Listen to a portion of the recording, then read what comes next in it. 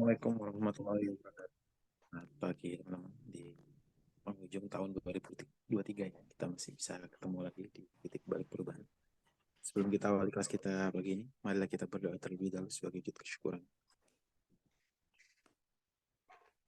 kepahaman dalam kelas kita pagi ini. Berdoa silakan. A'udzubillahi minasyaitonirrajim. Bismillahirrahmanirrahim.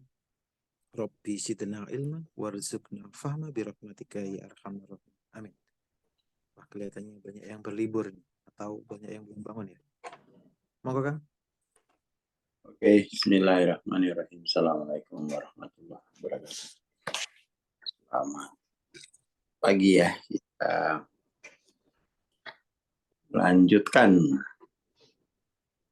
Kita lanjutin obrolan kita. Masih dengan buku Dissolving Ego. Ya, kita lihat.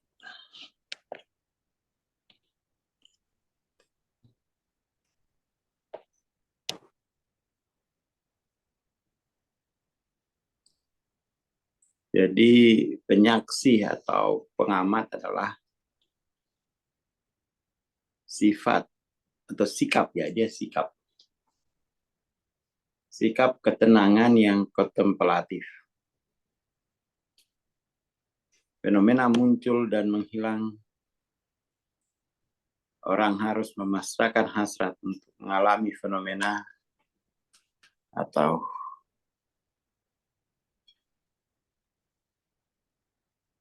hasrat untuk memeras pengalaman dari mengalami.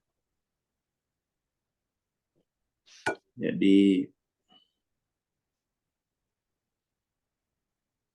dia sikap ketenangan yang kontemplatif, karena tuh penyaksi pengamat ini kan dia sudah pendasaran akunya itu kan sudah melampaui dunia fenomena gitu ya. Melampaui dunia fenomena. Jadi lebih mudah untuk menyaksikan ingatan-ingatan atau aku yang masih teridentifikasi dalam ruang atau dalam waktu.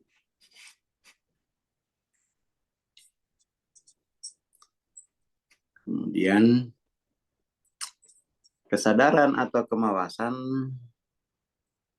terletak tepat di bawah atau sebelum fungsi watcher ya. Ia diam dan tidak bergerak.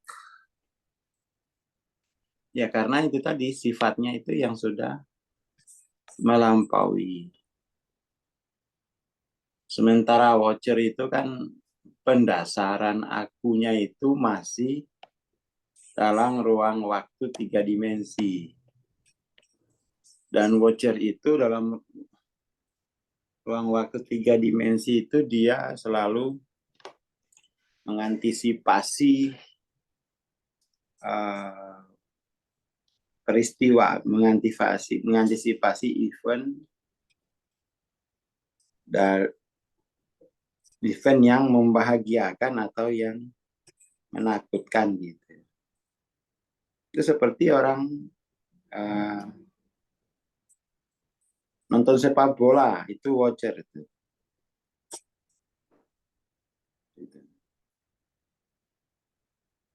Seperti itu. Dengan melepaskan antisipasi kelekatan, watcher itu masih mencari kesenangan dia. Mencari kesenangan dan menghindari yang tidak menyenangkan. Jadi kalau tim kesayangannya itu diserang, wah itu jangan gitu ya. Tapi kalau tim kesayangannya menyeram, hajar, hajar, mainkan, mainkan, hempaskan, nah, kayak gitu-gitu. Itu watcher gitu ya. Watcher.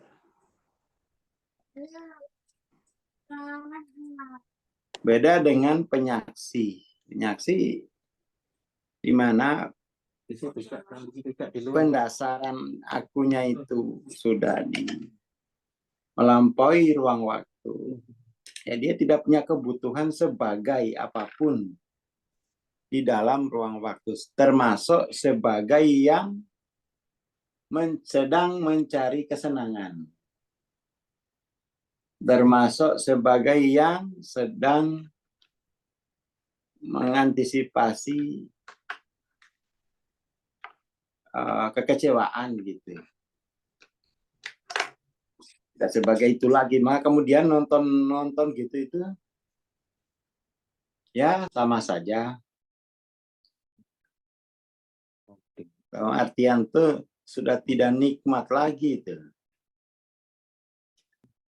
Sudah tidak nikmat lagi gol dan tidak golnya itu.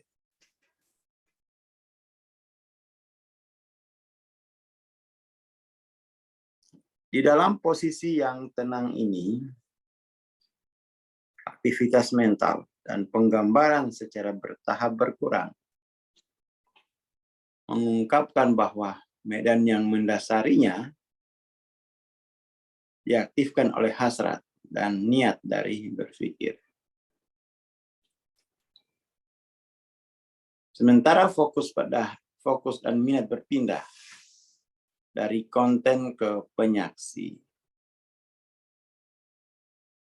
Akan ditemukan bahwa pengamat atau penyaksi ini adalah pancaran dari kesadaran sebagai kemawasan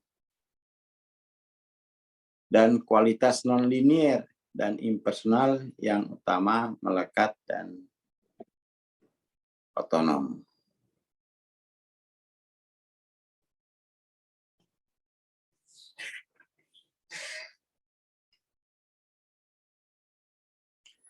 Perhatian bersifat selektif berdasarkan nilai asumsi anggapan yang hanya sementara.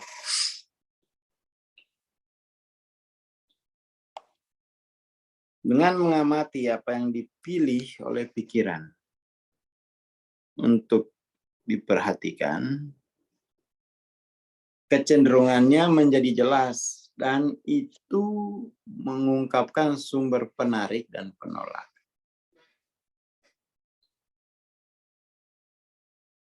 Dengan melepaskan kecenderungan untuk memproyeksikan hasrat atau penolakan, semua menjadi bernilai sama ketika tidak ada keistimewaan yang diproyeksikan. Ya, karena sesuatu itu tidak bernilai sama karena dia masih mewakili satu posisi dalam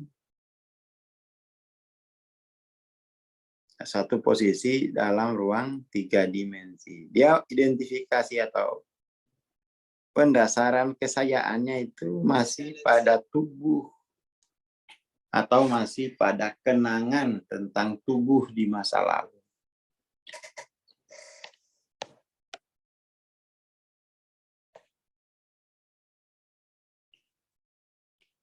Pikiran yang terfokus berarti memusatkan ke puncak gelombang penyaksian. Ditambah dengan kerelaan atau kesediaan untuk menyerahkan kehilangan atau keuntungan yang dirasakan.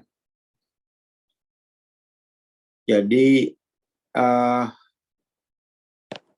kan kalau sudah identifikasi akunya itu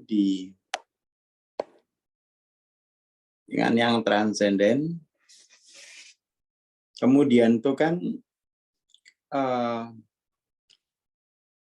kesalahan-kesalahan lama, kesalahan-kesalahan identifikasi sebagai aku itu kan tetap masih ada. Tetap masih ada.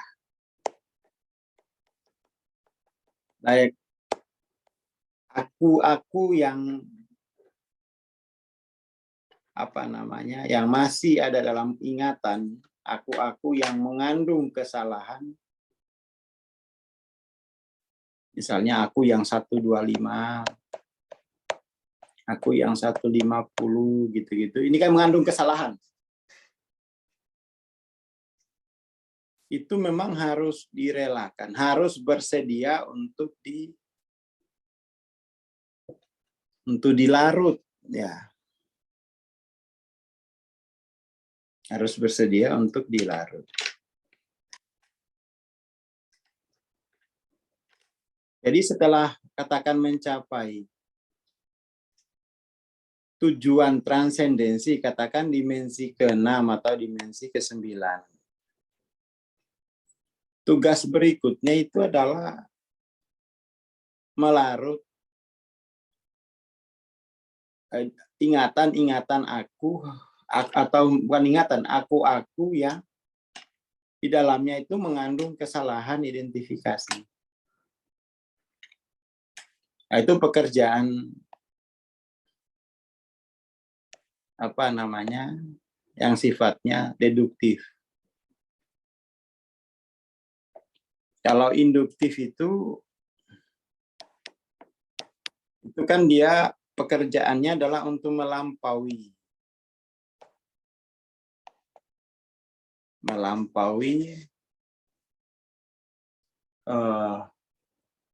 dualitas, ya. Dualitas.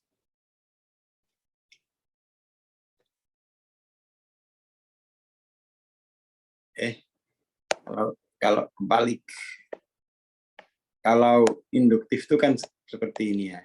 Kalau dari model ini, karena nonlinearnya di atas, dia gerak melampaui dualitas, gerak melampaui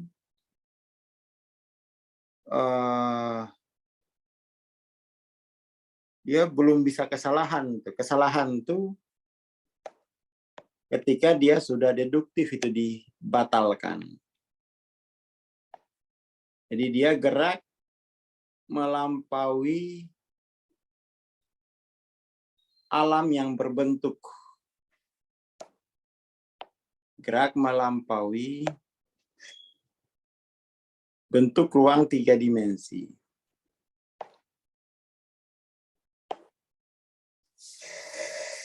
Ini gerak induktif, gitu.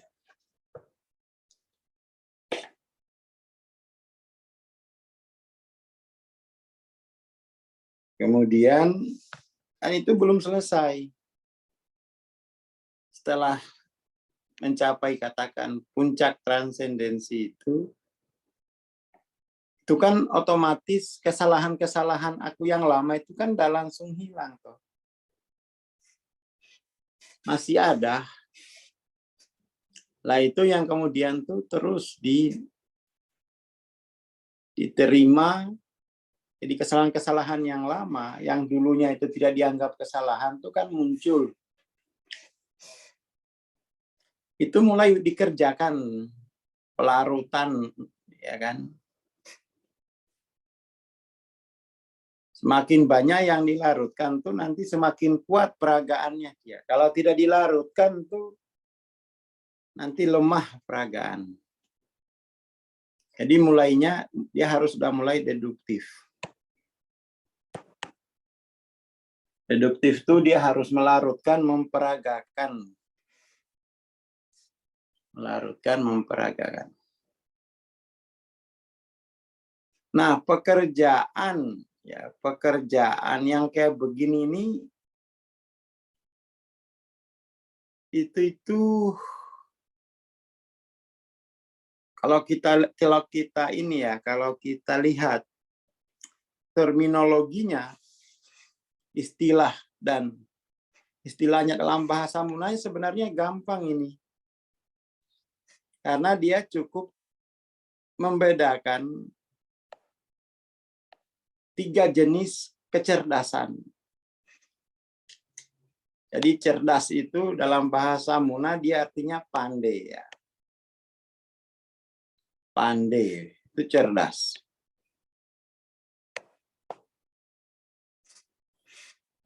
Jadi 3 jenis kecerdasan dalam bahasa Muna ini itu dia mendefinisikan 4 sifat Nabi Muhammad SAW. Jadi 4 sifat Nabi itu tablik, sidik, tablik, fatona, sidik, amanah. Itu dia, itu jenis kepandaian, jenis kecerdasan. Ada namanya itu kasuka. Kasuka itu kalau bahasa filsafatnya dia sifatnya itu ontologi. Ontologi, jenis kecerdasannya itu dia harus tahu, dia mengetahui ti pandehaono gitu ya. Pakai ti, artinya itu sesuatu yang telah ketahui. Artinya orang dalam dia. Bukan orang luar, bukan orang luar. Dia adalah orang dalam dari objek material itu.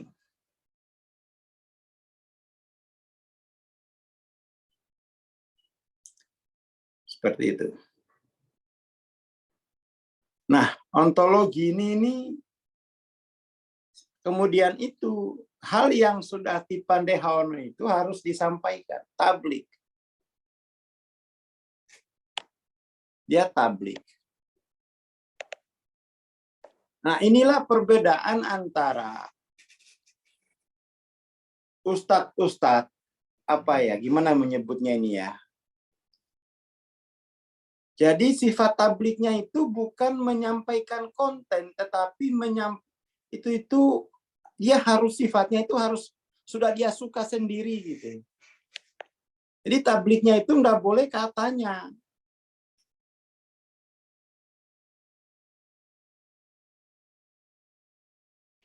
Nggak boleh. Tablik itu orang yang paham ontologi. Orang yang sudah tahu ontologi. Dalam bahasa Muna, tipandehaono gitu.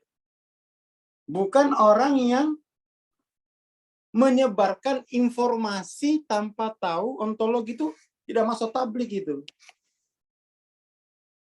Ini kata tablik ini kemudian tuh dalam masyarakat Islam tuh kehilangan arti sesungguhnya. Dia harus seorang yang telah sampai pada ontologi. Kalau dia, jadi orang yang tidak tahu ontologi itu dia hanya memperdagangkan kata-kata. Itu tidak termasuk sifat tablik, memperdagangkan kata-kata. Mendistribusikan wamba, mendistribusikan kata-kata itu tidak termasuk tablik. Ini adalah tablik, ini sebuah jenis kecerdasan.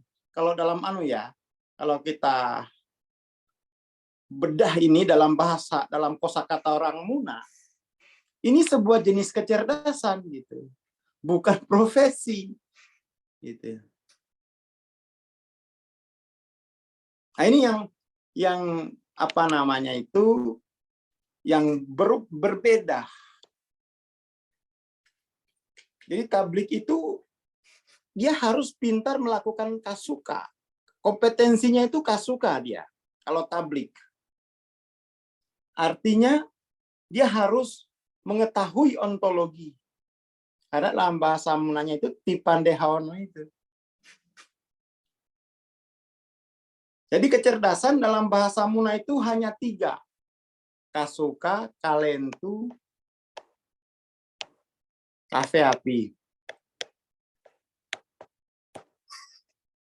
Ini 3 jenis kecerdasan yang itu menjadi 4 sifat Nabi.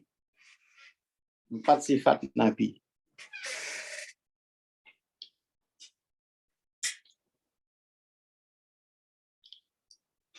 Jadi dia Kasuka itu dia harus tahu ujung pangkal. Dia harus sudah tahu di Pandehaono ini ya.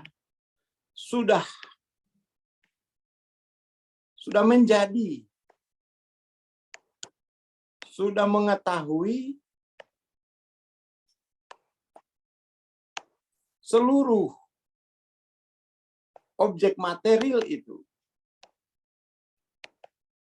Itu namanya baru tablik.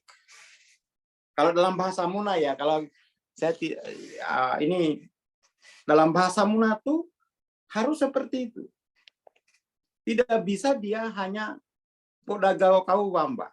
Tidak bisa dia hanya mendistribusikan kata-kata, itu tidak termasuk tablik. Itu pedagang.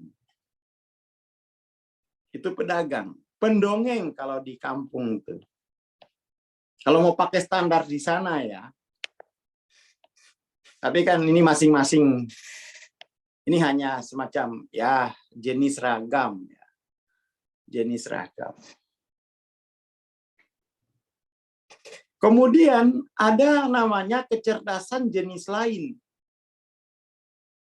yang disebut kalentu. Kalentu ini kalau bahasa filsafatnya sekarang itu dia harus cerdas secara epistemologi.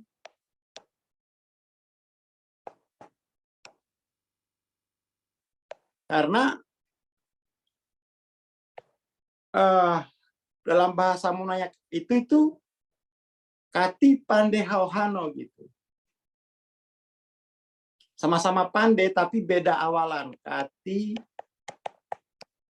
pandehauhano. Masih menggunakan pandai, tapi jenis pandainya ini ada yang awalnya tihano, ada kahauhano. Kalau kan pandai kan kata dasarnya. Pakai ti tambahin hano. Kemudian ada kati hai hano. Ya, dia stabil strukturnya tuh. Ini adalah titik tekannya epistemologi itu adalah mengetahui segala jenis ragam, segala spektrum dari segala posisi untuk mengetahui ontologi.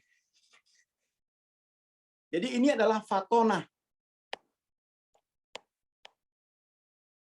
Fatona itu double N atau gimana teh? Kita lihat dulu ya.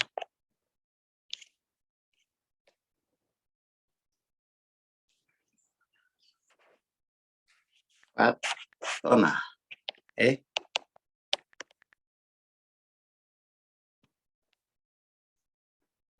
Fatona. Dia enggak pakai. Fatona. Itu adalah jenis kecerdasan yang mana dia telah mengetahui segala jenis posisi untuk sampai pada ontologi. Itu fatona tuh.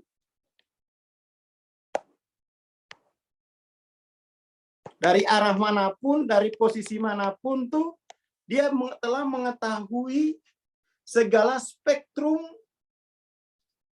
untuk mengetahui ontologi. Wah, nggak main-main ini fatona ini. Nggak main-main ini.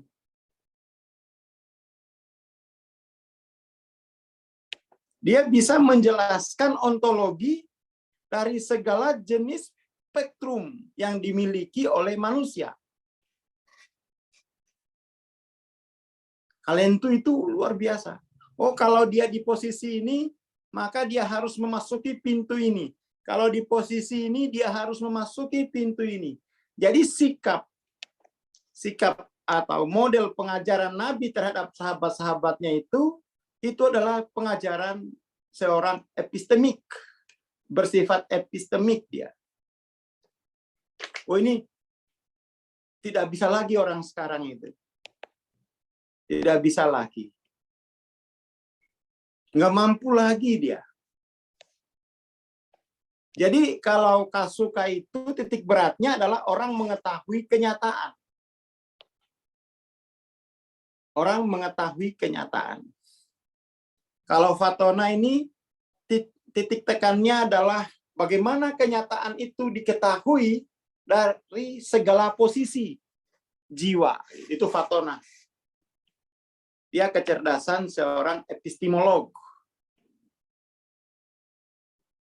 Kecerdasan seorang epistemolog.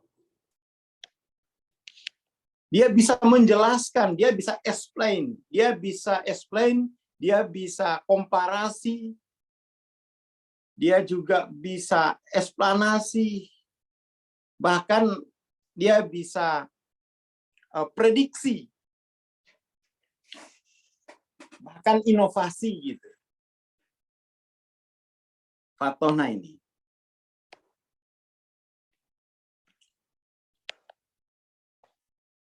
Kemudian kafe api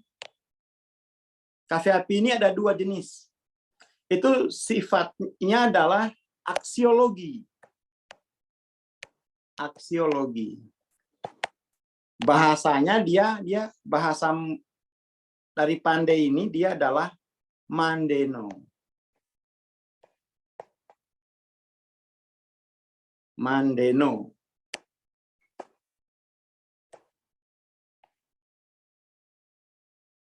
Mandeno itu yang kecerdasan tapi tatarannya itu aksiologi. Kecerdasan aksiologi itu adalah kecerdasan operasional. Kecerdasan operasional. Mandeno itu. Pandey itu kata sifatnya, Mandeno itu dia man itu orangnya. Orang yang telah memiliki sifat kecerdasan itu. Orang yang telah cerdas itu Mandeno. Orang yang telah cerdas itu dia harus punya dua sifat nabi yang lain, yaitu amanah dan sidik. Amanah itu dia tidak akan membodohi. Meskipun itu orang nggak tahu, dia tidak akan membodoh-bodohi.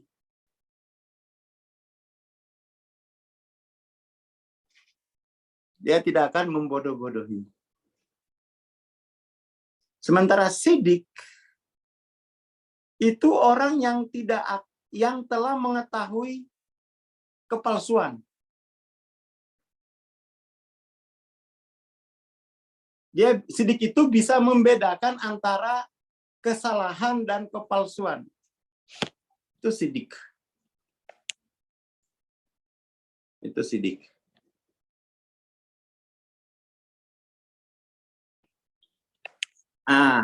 Sifat Nabi itu dalam bahasa Muna, dia adalah seluruh jenis kecerdasan yang harus ada pada jiwa. Seluruh jenis kecerdasan. Dari kecerdasan yang bersifat ontologis, kecerdasan yang bersifat epistemologis, dan kecerdasan yang bersifat aksiologis. Dan ini adalah satu kesatuan utuh, tidak bisa dikurangi. Kalau dikurangin, tidak cerdas. Kalau dikurangin, jadi tidak cerdas.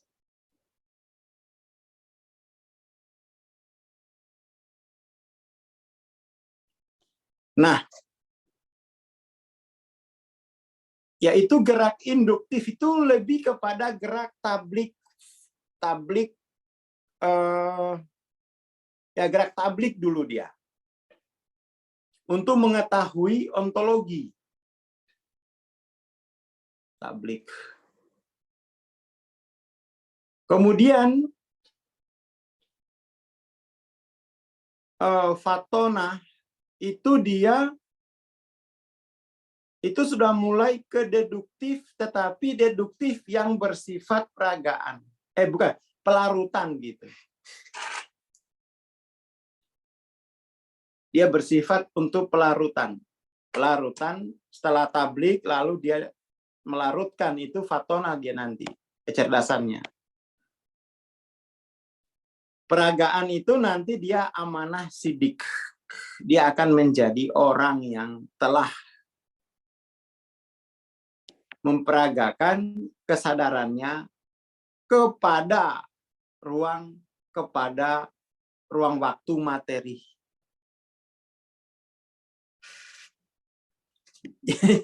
Ya, jadi kalau orang Muna itu kecerdasannya cuma 3 kata ini dia. Cuma orang Muna itu ya apa ya? Minder penyakitnya itu. Minder itu karena dia nggak membaca buku-buku dari luar. Dia nggak membaca buku-buku dari luar. Setelah membaca buku-buku dari luar, kita bisa koreksi. Wah, ini keliru. Ini keliru.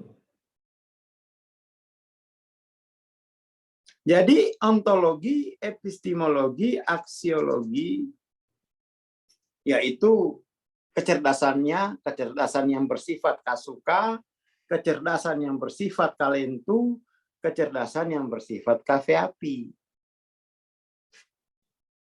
Itu dalam sifat nabi, tablik, itu kasuka. Dia bisa nggak bikin kasuka? Kalau nggak bisa, belum tablik. Dia bisa nggak bikin kalentu? Kalau belum fatona. Dia ngerti nggak dasar kafeapi? Kalau nggak, tidak akan amanah, tidak akan sidik.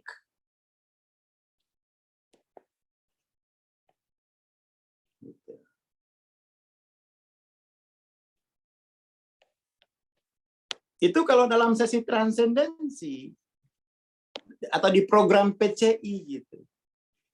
Pokoknya gerak transendensi pertama itu kamu harus tablik dulu. Kamu ngerti kasuka, tipandehono apa sih gitu. Kamu nggak boleh kabur itu. Kalau kabur dengan ini, ya kacau nanti.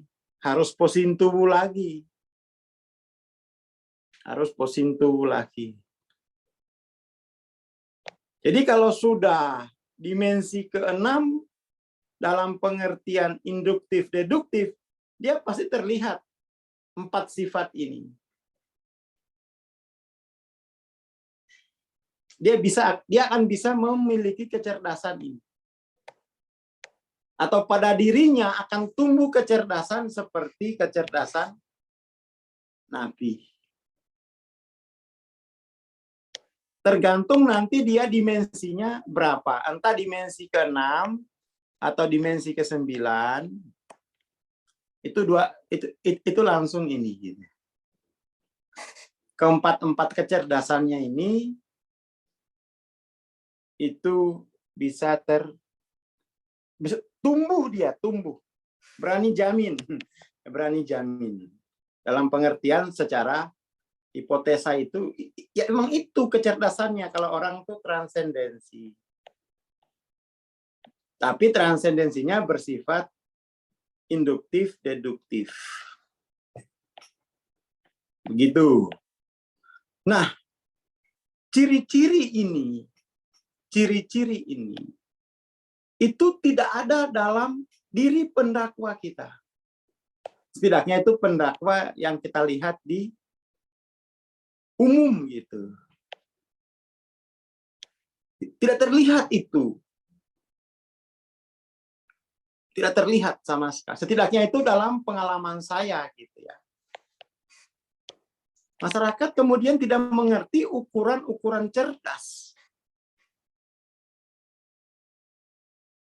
Majelis-majelis itu kemudian tidak lagi mengetahui jenis-jenis kecerdasan yang seharusnya mereka tempuh dengan seluruh harta mereka gitu. Kalau mau ini gitu.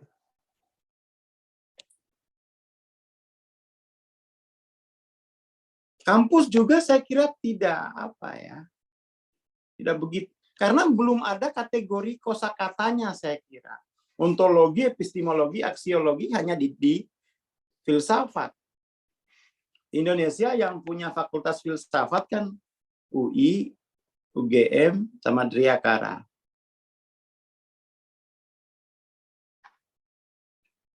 Gimana kalau abang mendirikan pesantren? Waduh Pak, itu apa ya? Cita-cita terdekat, terbesar bagi saya itu adalah ya pulang kampung, dalam pengertian itu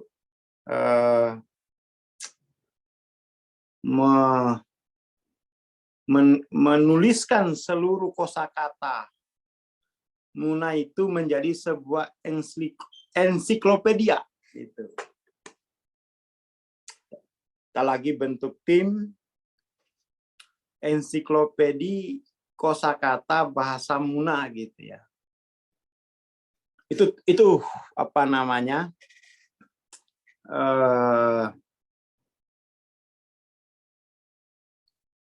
Ini yang terbesar gitu ya. Jadi terbesar itu. Kalau mendirikan pesantren tuh di sana apa ya? Tidak ada tradisi begitu. Karena itu begini gitu ya.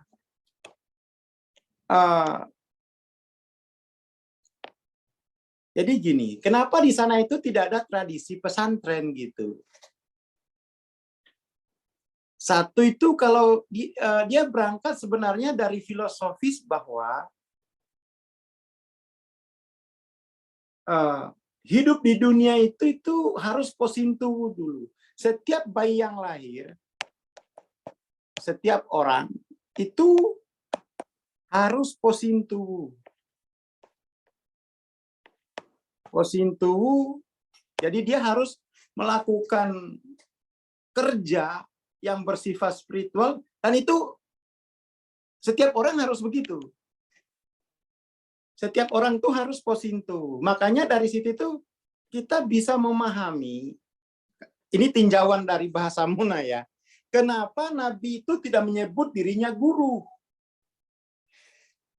Kenapa Nabi itu hanya menyebut dirinya sahabat? Karena Nabi juga sebenarnya itu hanya Nabi itu juga posintu gitu. Setiap orang itu dianggap sebagai posintu masing-masing. Jadi dan Nabi itu menemukan metode atau menggunakan metode berbasis wahyu untuk posintu ini.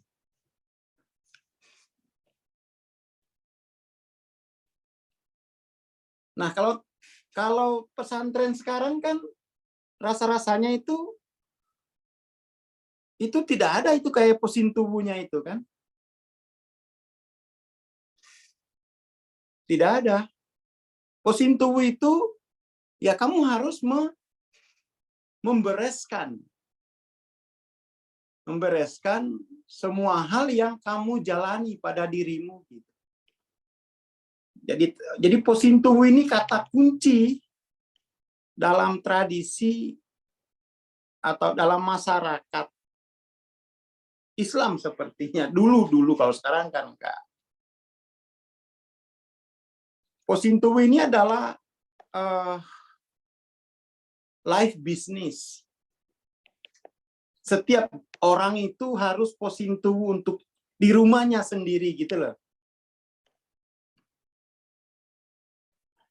Dia harus posintubu pada rumahnya masing-masing.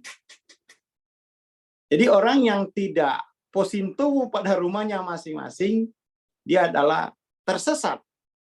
Dalam pengertian tersesat itu, dia adalah tidak tahu arah, tidak tahu rute.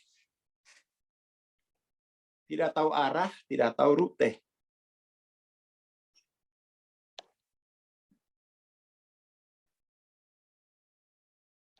Seperti itu.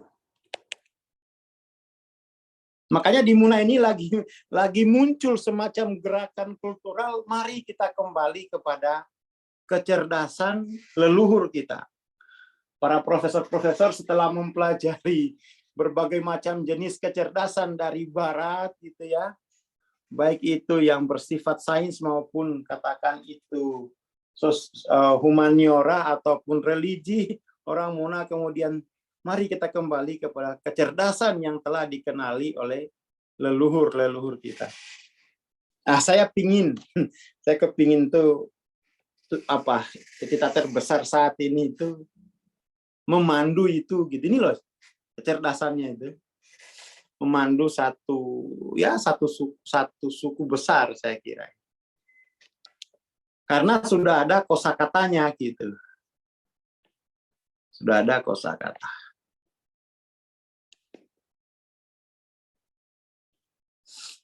Oke, jadi orang itu harus posintu pada di rumahnya sendiri gitu. Nggak boleh dia meninggalkan rumahnya. Itu berarti dia orang yang tidak tahu arah dan tidak tahu rute. Berarti dia adalah orang yang tidak tahu ontologi, tidak punya kecerdasan.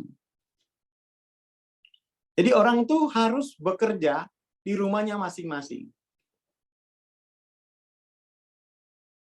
Nah, ini terkait dengan parenting yang akan kita bahas besok ya. Nah, itu kalau bisa tuh ikut-ikut. Jadi di sana itu tidak perlu ada pesantren karena ya anak itu belajar di rumahnya sendiri melalui orang tuanya. Belajar posintu melalui orang tuanya. Seperti itu. Tidak ada di sana konsep pendidikan penitipan anak itu, tidak ada itu. Tidak ada. Karena anak-anak itu melihat orang tuanya itu posintu. Besok kita coba bahas ya, konsep parenting ini sebenarnya itu arahnya apa gitu. Parenting.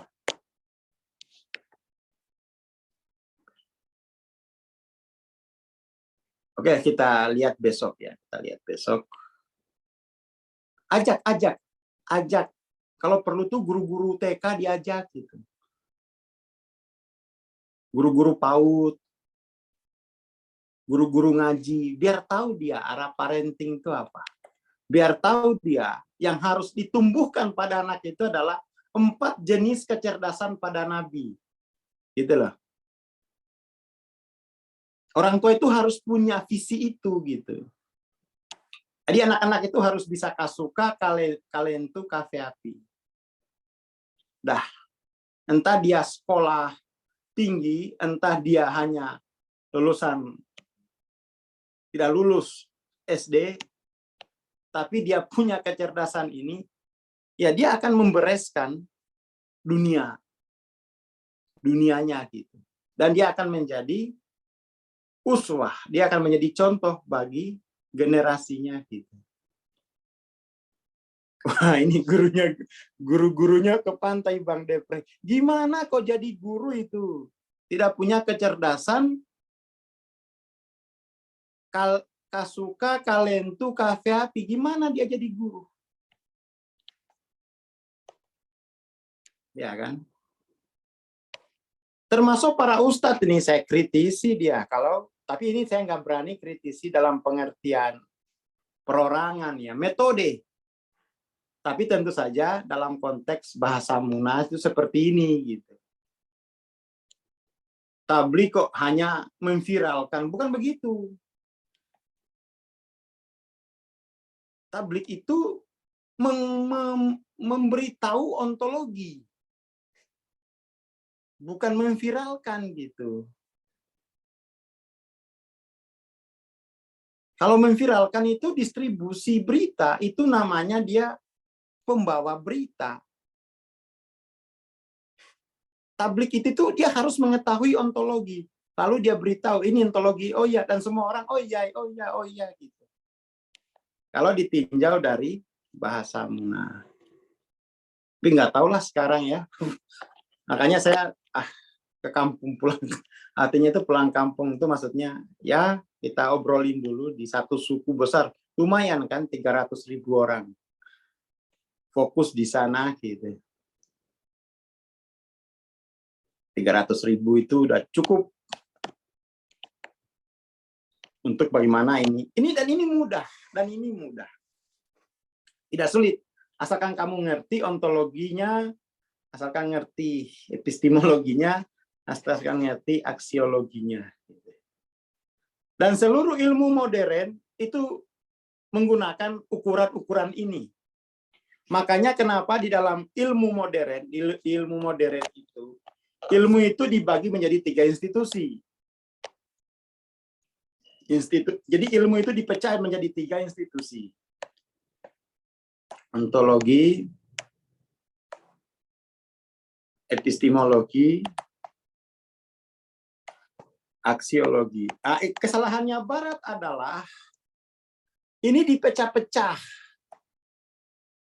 Harusnya ini ada pada satu pribadi. Dia nggak boleh dipecah. Dia harus tersintesa sebagai satu pribadi. Nggak boleh dipecah-pecah. Nggak boleh dipecah-pecah. Itu kesalahan dari tradisi keilmuan Barat. Dia menjadi institusi, tidak menjadi institusi, tidak menjadi pribadi yang utuh. Tapi mereka secara metode itu benar, hanya kemudian tuh tinggal bagaimana mengutuhkan itu. Saya kira itu ya. Jadi kita melepas 2023 itu sudah penuh bekal gitu ya. Sudah penuh bekal. Kita jadi tahu hari ini hari kecerdasan begitu ya. Kecerdasan pribadi itu cuma 3 ini dalam bahasa Muna, yang itu dia menjadi operasional dari sifat Nabi. Menjadi operasionalnya. Dan ini harusnya menjadi tujuan dari pengasuhan. Tujuan dari pengasuhan. Kita kan belum, sebenarnya pengasuhan ini mau arahnya kemana sih? Kan gitu kan. Kita kan belum jelas nih. Sebagai sebuah bangsa, Kawrupa Momongnya itu udah jelas arahnya kemana. Nanti besok kita kuliti sebisa kita lah ya. Kan nggak bisa itu dikuliti langsung semuanya, nggak bisa. Pelan-pelan kita coba masuk lewat pintunya Dr. Sefali gitu. Itu harusnya yang ikut seluruh guru TK se-Jawa Timur gitu loh Mas Cani. Pesertanya 20. Kamu pesertanya 20. Pesertanya 20 itu ngopo. Harusnya itu seluruh guru TK, seluruh orang tua gitu. Seluruh guru, pokoknya yang berhubungan dengan pengasuhan, baik ngasuh orang tua itu, dia harus tahu itu arahnya kemana sebenarnya. Kompetensinya apa yang harus ditumbuhkan. Nah, itu tuh. Oke, itu dulu saya kira pagi ini. Udah panjang ini, tapi paling tidak memasuki 2024 itu, ini hari kita tetapkan sebagai hari kecerdasan.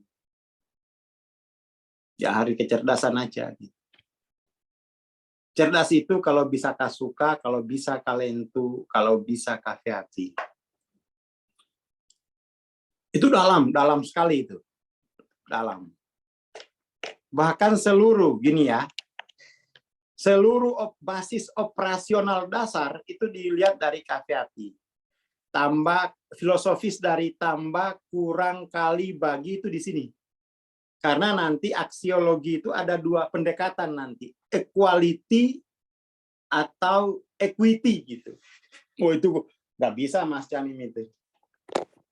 Jadi kalau di aksiologi itu ada sifatnya equity atau equality. Ini menjadi kajian aksiologi gitu ya. Matur nuwun. Assalamualaikum warahmatullahi wabarakatuh. Selamat pagi.